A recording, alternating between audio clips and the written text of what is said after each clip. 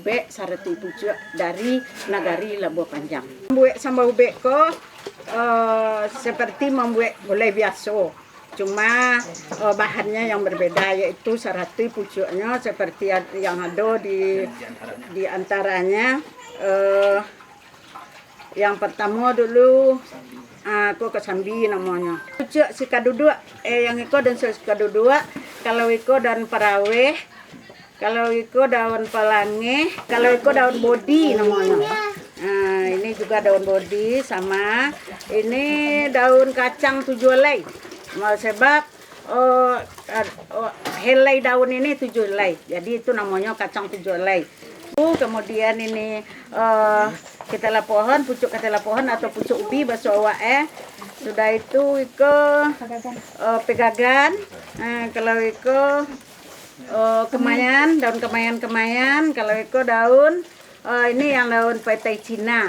Iko yang daun petai Cina. Kalau ini daun loban. Kalau iko daun lagundi, jo buahnya. Jadi nanti ini akan menjadi gulai itu harum baginya. Ini tapak leman merah. Kemudian tapak leman ini ada bermacam-macam. Ada tapak leman yang jirai. Kalau bahasa Labuh Panjang tapak leman jirai namanya. Sudah itu ada tapak leman yang seperti tapak kuda. Tapak leman besar, badang bulu. Kalau itu daun galinggang kecil. Ini serupa biasa. Sudah itu daun riang-riang, urek sekalian bayam. Jadi nanti dimasukkan juga. Cuma yang lunak ada bayam duri, ada bayam merah, ada bayam laman, kemudian rasam. Tambah dengan toruang. Toruangnya yang memang tidak ada di lain, cuma di Labuh Panjang kami menemukan yaitu toruang bulu. Bahan untuk yang digunakan untuk membuat sambal ube sarati pucuk. Kemudian ada seperti biasa juga ada jahe atau supode bahasa awaknya, ada pemasak, ada lado kutu. Kemudian ada kemiri, bawang merah, bawang putih, kemudian lengkuas, ini sudah digiling.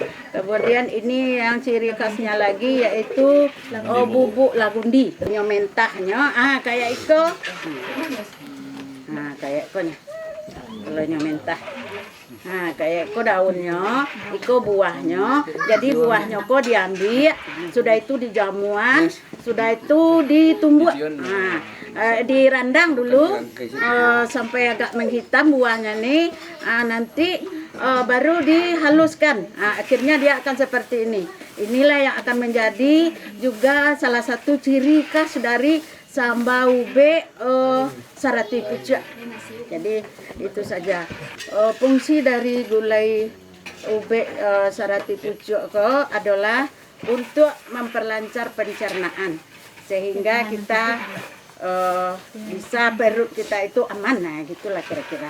Jadi kesehatan tubuh awak meningkat, jadi awak juga bisa untuk meningkatkan nafsu makan.